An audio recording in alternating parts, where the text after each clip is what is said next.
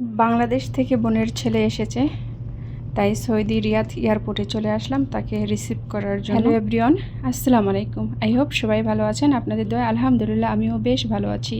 ভিডিওর মাধ্যমে আপনাদের সঙ্গে করে নিয়ে আসলাম রিয়াদ এয়ারপোর্টে।